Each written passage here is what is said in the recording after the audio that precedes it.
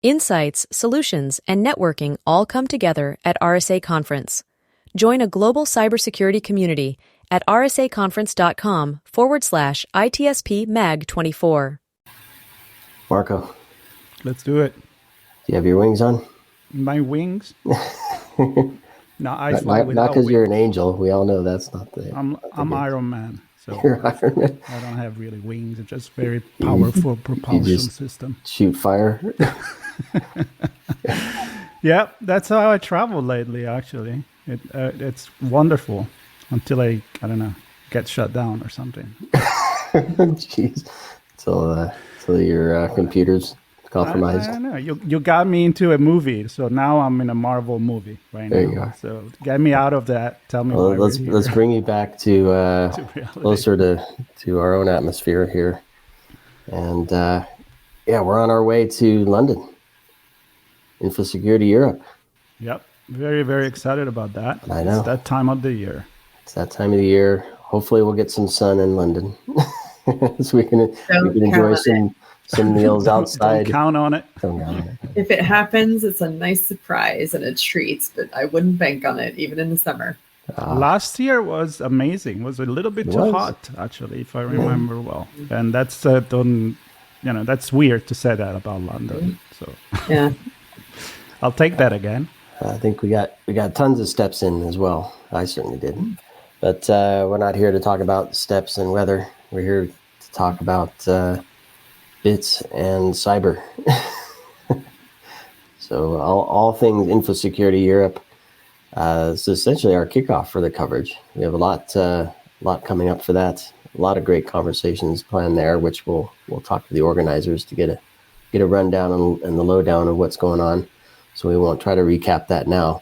We're going to talk about Stephanie Hare and her session and the things that she's seeing in cybersecurity, some of the trends, what it's like to be a professional in this space, and how to succeed in that as well, and maintain some credibility personally, and then hopefully extend that to the program through ethical means of delivery of services to your customers.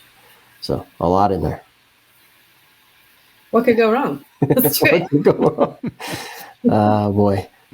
Do we want to go there? The food supply chain, I think, was something we were talking about beforehand. But before we get into what you're going to be presenting at Infosecurity London, in Europe and London, I know Marco and you have had a chat before, but so people may have heard you on the show, but perhaps a few words about who Stephanie is and what you're up to kick things off. My name is Stephanie Hare. I am a researcher, I'm a broadcaster, and I'm author of a book called Technology is Not Neutral, a short guide to technology ethics. In terms of broadcasting, I'm fresh off of our very first 30-minute episode of AI Decoded, which is a weekly television show that is airing on the BBC here in the UK, but also globally. And it is on YouTube. Of course, we have a playlist. So we're looking at artificial intelligence for a number of reasons, but one that will make a lot of sense to a cybersecurity audience, which is that old chestnut of you are only as strong as your weakest link. In cybersecurity, it really inspired the show in a lot of ways, because as we all know, we often blame humans as being the weakest link. They're the kind of people who get tired and distracted, and so they click on a phishing link or a spear phishing link, or they can't tell if something's a deep fake or not. They fall victims of fraud and let people into their systems when they shouldn't. That thinking and training that I've had over the course of my career made me think that we could apply it to artificial intelligence, because so much is happening now with AI. Some of it's a lot of hype and grift because there's people making money off of that, but there's also some real change, and some of it's really exciting and some of it is genuinely terrifying. If humans are the weakest link in cybersecurity, my question as a philosopher would be, what are humans therefore in the world of AI, and how AI and cybersecurity are going to interact, both offensive and defensive, creates yet more potential for humans to get things wrong and screw things up. And I don't like that. And I also don't like that the public at large, I think, is often left behind both in cybersecurity discussions and in AI discussions. So Artificial Intelligence Decoded on the BBC exists as a sort of answer to that challenge of what if we said humans aren't the weakest link? What if we could build them up, just like we would build up public health and get people sort of fighting fit? So we've got to get them informed. We've got to teach them what certain key concepts are. We've got to point where resources are if they wanted to go and take it deeper. I get a lot of parents and teachers asking me what their children should be studying or what kind of careers are available to them. Everybody's trying to figure out how to make the most sense of it and also how to protect young people. So I think knowledge is power. So if we can put knowledge into the hands of people, it's why I wrote my book. It's why I do a lot of op-eds that go into various newspapers. It's why I'm doing a podcast like this. I'm very grateful to get to chat with you today. It's why I'm doing the Keynote on the 5th of June. And it's why I do a lot of television and radio, is I'm trying to go where ordinary people are so that cybersecurity and AI aren't just for experts. They really need to be for everybody, because this is a society-wide challenge. It doesn't make sense not to develop the talent pool, which we all know there is a talent shortage. So that's the approach that I'm taking. It's a wager. It may not work, but nothing ventured, nothing gained. And already the feedback from the public has been beyond anything that I could have dreamt. It's just been great. So ideas will be welcome, and I'm really looking forward to talking to everybody at the conference in June to get thoughts from you about what you wish the public knew about cybersecurity and about artificial intelligence, because we can then take that around, package it up, and turn it into learnings for people, outputs and artifacts. And it's probably quite enough for that one question. But yeah, I don't know. You open up another million questions here, but more than a question, I want to make a comment, which is, we don't trust the human, or at least we like to say that. We want them, though, to use what we called artificial intelligence. What I always say, it's the wrong name for it because it sounds very human, and it is actually amplifying the human flaw on top of the intelligence that we have, and then we have a problem with it, right? How we don't teach people what to look for, but we tell them, hey, you're already using it in the background anyway, and now we're going to put it on your phone, you're going to use it yourself, and it's going to get your jobs and blah, blah, blah. So we create this entire news circle that it need clarification. So where I'm going is, I'm glad that people like you are trying to explain this, but what do you get from the industry, and especially from the cybersecurity industry? Do you get that people shouldn't worry about that, let us take care of it? Or you get like, yeah, it is time to involve people, the users, in the process? I think everybody agrees that we have a talent shortage, just in terms of sheer bodies with people going into the field, but we also have a diversity in the field shortage, which is fatal. Probably bad in any human endeavor, but particularly in one that's so creative in its problem and in its solution suite, like cybersecurity and AI. In both cases, you want the widest possible diversity because you've got groupthink as a risk, you've got blind spots. So people are aware of that, but the numbers really haven't shifted since I started working in cybersecurity many years ago. The number of women working in the field remains very, very low. All sorts of diversity. It could be linguistic, like what languages are we building the AI revolution in? When you're looking at a large language model, what's it trained on, right? And whose English? Even if it's English dominant, it's whose English, because the English language is spoken very differently in different countries. None of these are neutral questions. And it's not fair for people whose language, their first language might not be English, but they're being forced to always go through an English language tool. So all of that, racial, ethnic diversity, experience of having tools used on you, who has power to use tools and who's on the receiving end of them. These sound like social or political or philosophical or cultural questions, but they actually manifest technologically as well. And for a really good designer or a really good strategist or problem solver, hopefully you're taking that stuff in to account at the very beginning. So my understanding from talking to my many clients and colleagues still who are working in this space is everybody knows we have a problem. And a lot of money is actually spent trying to improve diversity, and I think we're not really getting a good return on investment for it. GCHQ, which is the Signals Intelligence Agency here in the United Kingdom, has done a lot to improve their diversity, and I think that they've got a lot that we could learn from, and I know the US is trying to do the same at the government level. In the private sector, what's so weird is if you wanted to close the gender pay gap, for example, you could do a lot worse than to go into tech, right? You can make a decent living at this, but when you go and talk to young girls here about why they're not signing up for computer science at the high school exams here, GCSE and A level, so to them at 16 and 18, and that's the path that will set you potentially towards studying these things at uni or other paths into the sector. They find it really boring. They find it really theoretical. Something's turning them off, which is so frustrating for anybody who works with young girls and knows how absolutely brilliant they are and creative and just born problem solvers and would be a great addition to any team. The idea that we're turning talent off is awful. And that's just with the example of girls. I'm sure it's a true for all demographics, really. What do we do to turn kids off from going into a field? So I think we know that there's a problem. Really not impressive results for the field. If we had to mark ourselves as probably a C- in terms of solving it. One thing I would say though, is I think we have to be more creative about paths in. So again, Code First Girls here in the UK has been working with GCHQ and a number of companies here to offer mid-career pivots to women. So say you've been working for 10, 20, 30 years, and now you want to get into cybersecurity. How do you do that? Someone has created that on-ramp. Yes, you have to do the work, but people who are wanting to get into this aren't afraid of the work. What they just need is the opportunity and someone to build the bridge from where they are to where they want to go. That, I think, is what we need a lot more of, and making people feel open and safe to come from different backgrounds and ways in, and really valuing that experience that they're going to bring from something else.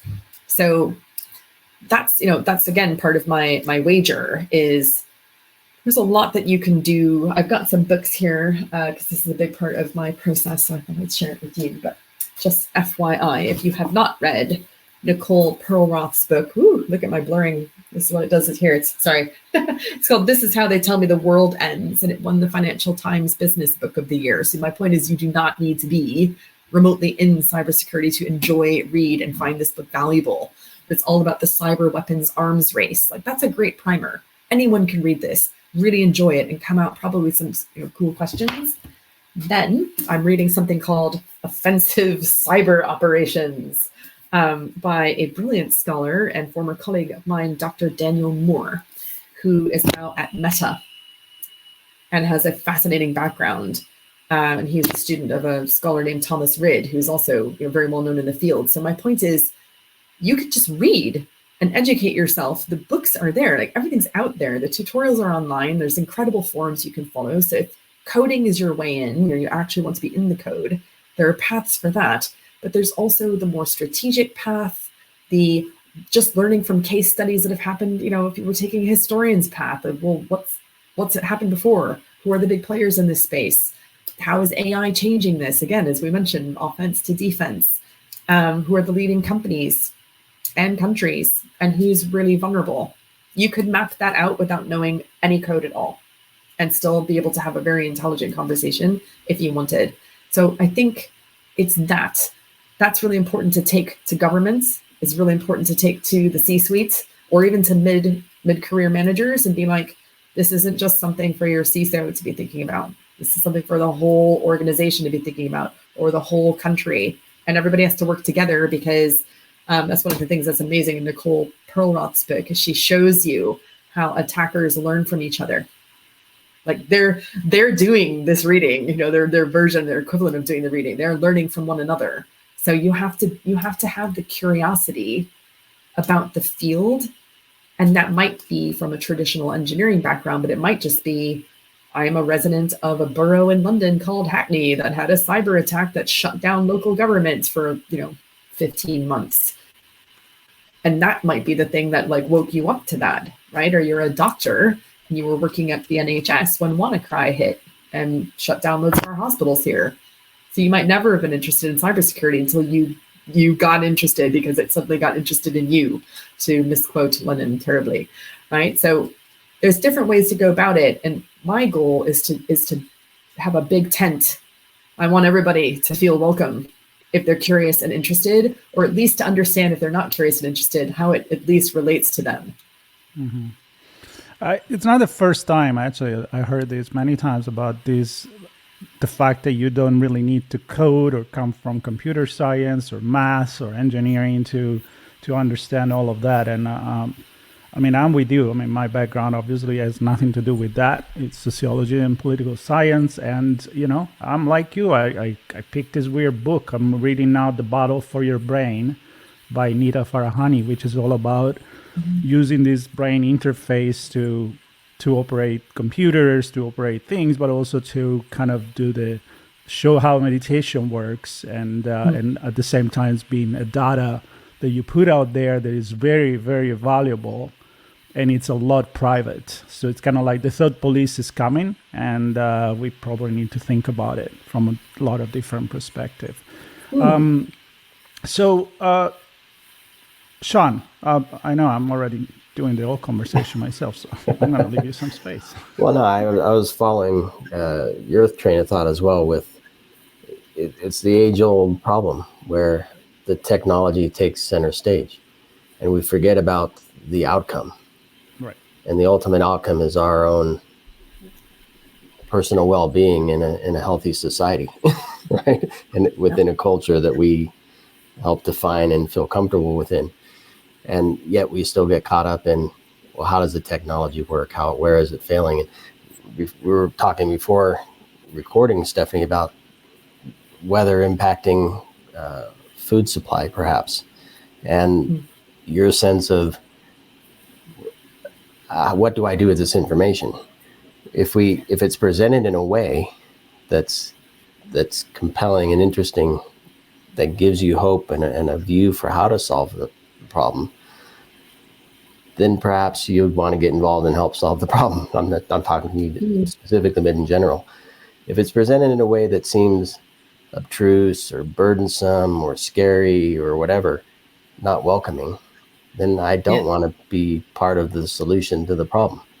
And therefore the problem exacerbates, and less people, and only those who have, to your point on AI hype making money, only those who have money to invest to exploit those who don't, and exploit the fears that they have and the lack of understanding they have. It just creates this further divide, I think. And so I don't know how we change that, the conversation there specifically around cybersecurity, but I keep finding that we often go back to the tech, and the tech is not where we should be focusing. It should be on the people and the outcome. Yeah, and what does good look like, and how do you plan for failure? So what's your resilience? What's your business continuity? How do you distribute risk? Who needs to know what? Are you collecting too much data? Like, do you, the more attack surfaces you have, the more vulnerable you are. So why are you collecting so much? What are you doing with it? How empowered are your customers? How empowered are your users? And also, like, what's the audit trail? So how do you tell who's looking at what? And it's, I do not pretend for a second, by the way, that any of this is easy. If it were easy, I can't even imagine that world. It isn't easy. It is complex. I'm just saying that, human beings are incredible. We can put a man on the moon. We can go down and explore the sea.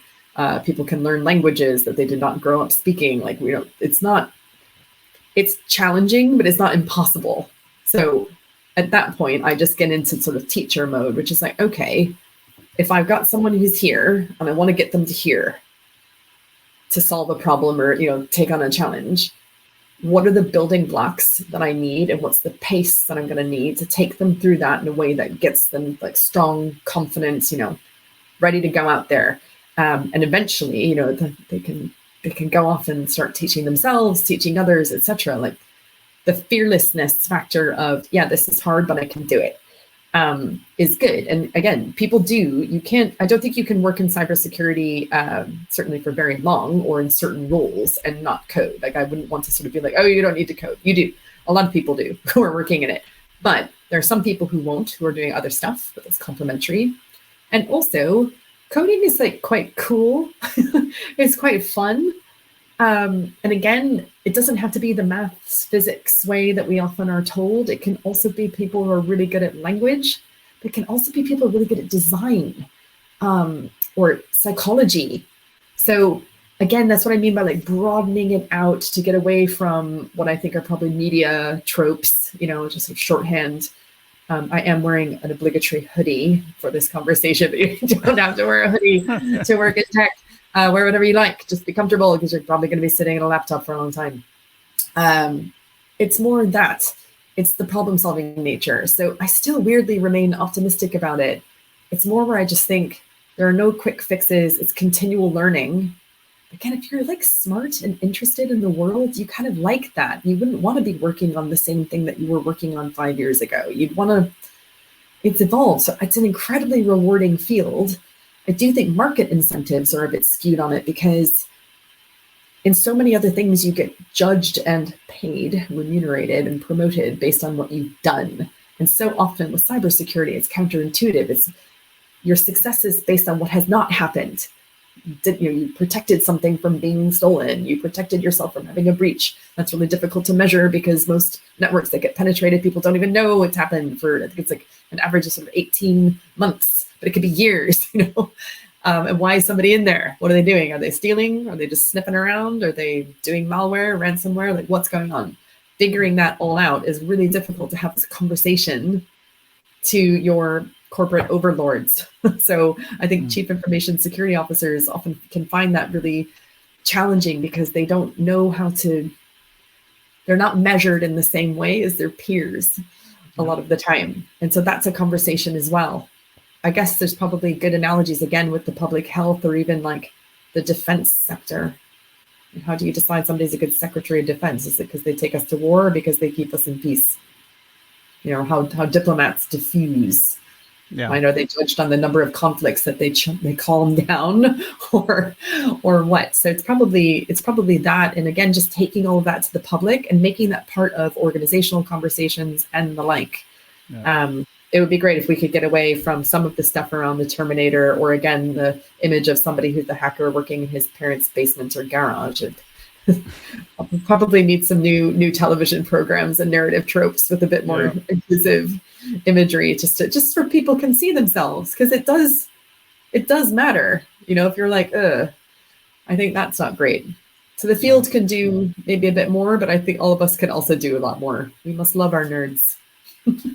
I agree, and I am glad that you have an entire TV show to bring this to the table because I'm afraid that the keynote time that you're going to have at Infosecurity is not going to be quite enough for all of this, for the big picture. But I think you also touched on a certain point that you will bring up to the keynote. And I want to remember this is part of the Women in Cybersecurity event, which was very successful in the past years. And they're bringing it back and your keynote in that. So how about we end these first shots on the road or fly on the conversation on the airplane, whatever we decide to call it, with you getting a minute of invitation for people to come and participate to I was hoping you were going to invite me to burn a bra on camera and be like, women in cyber, let's do it. No, I mean, my invitation is this talk is open to everyone. Because I'm sure everybody, men included, would be very interested to hear about women in cybersecurity.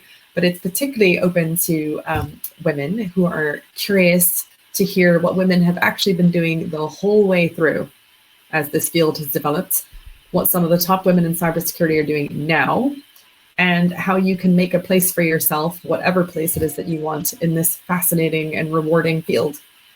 So come, it won't be boring. And of course, men should come too, even more, I think, because, hey, you can't be inclusive and understanding if you just don't listen. That's a good point to start, good starting point.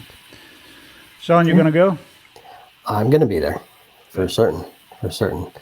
I think, well, not just because of supporting, but I think the conversations will also lead to some of the things we just talked about, which is how do we diversely come together to solve these common problems that we share. And it's going to take all of us to do that. Yeah, and a really quick way that we could solve that talent shortage in cybersecurity that plagues us as a worldwide problem would be if we stopped turning off 50% of the population. Yep, that would be a great start. That would help. For sure. Absolutely. All right. So a lot of good conversation there, no question. And yes, Marco, I'll be there. Yep. So we will be there. Stephanie will be there. There is at the Excel in London, and there will be notes and links to the session, to the event, to the whole event, so you can see who is speaking, who is the company that are going to be there exposing all the new ideas and innovation. And of course, we will be there with our coverage, a lot of conversation on location before, during, and after. So stay tuned. And I'm excited. Hope everybody is going to follow us on this journey. Stephanie, thank you so much. It was great to see you again. Thank you, Stephanie. Thank you both. See you soon. See you soon. See you in June. Oh, yeah. It's coming up. Insights, solutions, and networking all come together at RSA Conference. Join a global cybersecurity community at rsaconference.com/ITSP Mag 24.